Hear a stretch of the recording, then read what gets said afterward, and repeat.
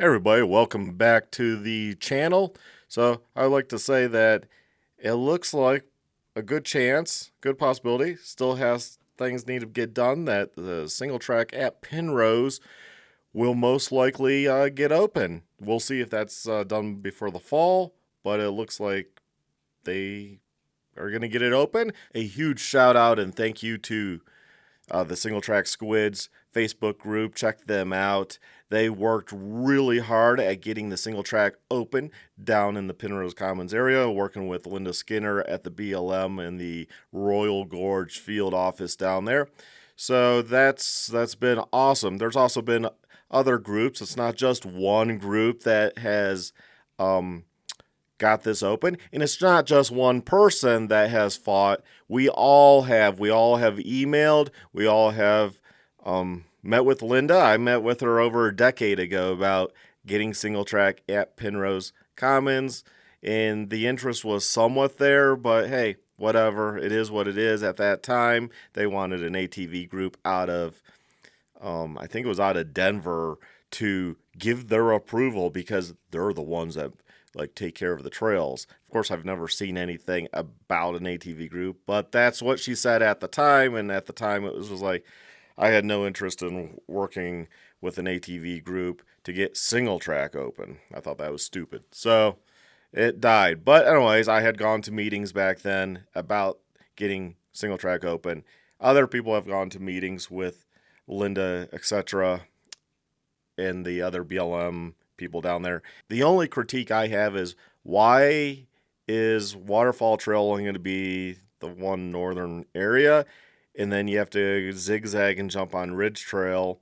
I don't get why they're doing that. That makes no sense. Why aren't they at least doing Waterfall all the way to Independence Trail? Because we still like a ride Independence Trail, and then that would be the closest in for us to reach the single track for the riders that could do Independence Trail is to go down and not be on all the ATV and Jeep roads to get over for I think it's 2.7 miles, I want to say off the top of my head, that they're planning to initially open.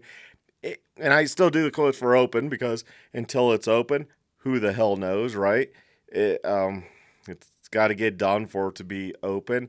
Yes, CMTRA got a $50,000 grant.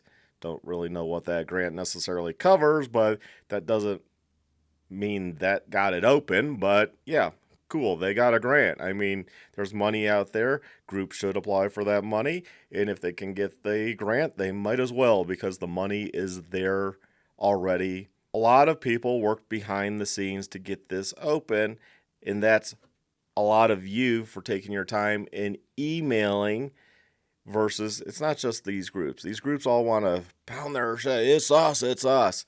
You know, there still is a lack of communication with these groups. These groups, like for example, I know that word was put out and they walked a waterfall trail with the BLM officials. That should have been invited to many people. That should whoever wanted to come really to give their input. There should have been more input processes, which there really wasn't other than, send an email, which ones would you like open and this and that. And now, now we're going to go through the naming process. Well, we already have names for these. Waterfall Trail, Ridge Trail. I mean, they can call whatever they want. These groups can submit a name. BLM can pick whatever. We already have, as riders, names for these areas. So, I mean, I really don't care about the name personally. We all know what we're going to call it. They can go ahead and assign it a number 721328 or whatever because the numbering system out there is stupid anyways and doesn't make any sense and should be totally revamped because a lot of numbers repeat whether it's a trail or a just Jeep route. So it gets really confusing out there. But it is nice that there is some single track to start. Hopefully it gets done by this fall to get it open. So there will be work days to go down there and do stuff. I mean, I know there's trees down on various trails. I've been told that.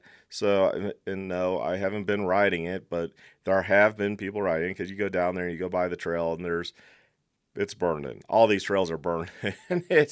Yeah, people have been riding it. I know a lot of the group members of these various groups, they've been riding it, and you know, it is what it is. But I do think the BLM has some sense, I guess, because they know people are riding the stuff, so it must be needed by public demand. So might as well open some of it, right? If not, keep opening some, and we have a great area to go to in the winter and would have awesome trails, and there's no reason more can't be open because most of it is just rocks and boulders anyways, and it doesn't affect anything. Doesn't affect the animals, doesn't affect the plants, doesn't affect anything. Now granted, there does need to be some alternate ways in and out in a few areas because of sustainability, of course, but that's easy enough to make more of a gradual out or a switchback system, you know, one or two switchbacks and then you're out of a canyon. So that's easy enough to do, and hopefully the BLM realizes that and realizes that riding is very, very popular, hence why you see 30 dirt bikes there, and they're not riding the roads, they're not riding ATV trails. I mean, that's just common sense when you see that many bikes, right?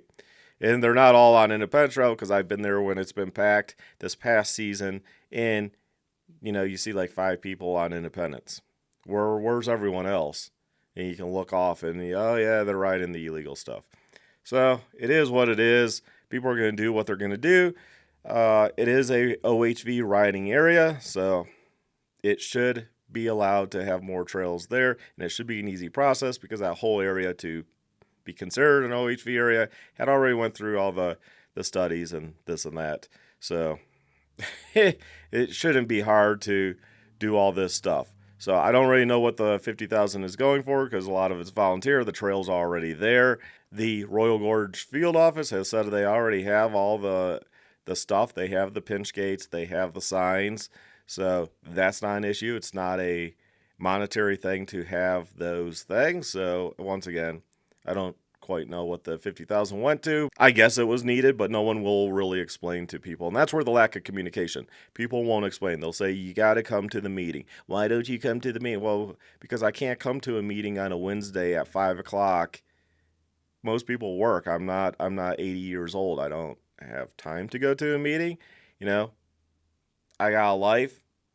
I don't know what to tell you, but there seems to be a lot of criticism about that from certain people, and I don't know. It is what it is. I stopped caring a long time ago because of these people.